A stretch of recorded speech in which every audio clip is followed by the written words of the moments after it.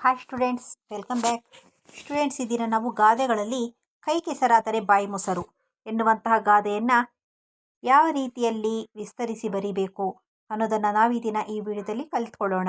Okay, ಮೊದಲಿಗೆ ಗಾದೆ ಮಹತ್ವವನ್ನು ಬರಿಬೇಕು. ಗಾದೆಯ ಮಹತ್ವ. ಗಾದೆಗಳು ವೇದಗಳಿಗೆ ಸಮ. ವೇದ ಸುಳ್ಳಾದರೂ ಗಾದೆ ಸುಳ್ಳಾಗದು ಎಂಬ ಮಾತಿದೆ. ಗಾದೆಗಳನ್ನು ಜನಪದದ ಉಪನಿಷತ್ಗಳೆಂದು ಕರೆಯುತ್ತಾರೆ. ಗಾದೆಗಳು ಚಿಕ್ಕ ಚಿಕ್ಕ ವಾಕ್ಯಗಳಲ್ಲಿ ಹಿರಿದಾದ ಅರ್ಥವನ್ನು ನೀಡುತ್ತವೆ. ಗಾದೆಗಳು ಗ್ರಾಮೀಣ ಜನರ ಜೀವನಾಡಿಗಳಾಗಿವೆ. ಗಾದೆಗಳು ಹಿರಿಯರ ಅನುಭವ ಸಾರಗಳಾಗಿವೆ. ಗಾದೆಗಳು ನಮಗೆ ಉತ್ತಮ ಬದುಕನ್ನು ರೂಪಿಸಲು ಸಹಕಾರಿಯಾಗಿವೆ. ಗಾದೆಗಳು ಸತ್ಯವನ್ನು ಪ್ರತಿಬಿಂಬಿಸುತ್ತವೆ. ಕೈ ಕೆಸರಾದರೆ ಬಾಯಿ ಮೊಸರು ಎಂಬ ಈ ಗಾದೆಯು ಕನ್ನಡದ ಪ್ರಸಿದ್ಧ ಗಾದೆಗಳಲ್ಲಿ ಒಂದಾಗಿದೆ. ಓಕೆ, ಇದಿಷ್ಟು ಕೂಡ ಗಾದೆಯ ಮಹತ್ವ. ನಂತರ ಗಾದೆಯ ಅರ್ಥವನ್ನು ವಿವರಿಸೋದು.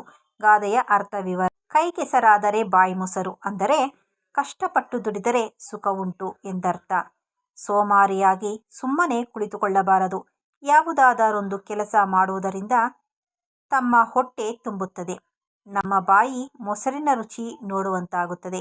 ಕೈ ಕೆಸರಾಗುವುದಲ್ಲ, ಈ ಕೆಲಸವನ್ನು ಮಾಡುವುದಾದರೂ ಹೇಗೆ ಎಂದು ಯೋಚಿಸುತ್ತಾ ಕುಳಿತರೆ ಯಾವ ಕೆಲಸವನ್ನು ಮಾಡಲು ಸಾಧ್ಯವಿಲ್ಲ.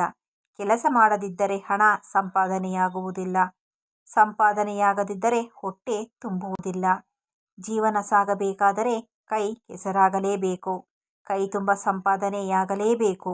ಆಗ ನಮಗೆ ಒಳ್ಳೆಯ ಊಟ, ಆಹಾರ ಸಿಗುವಂತಾಗುತ್ತದೆ ಎಂಬುದು ಈ ಗಾದೆಯ ತಾತ್ಪರ್ಯ.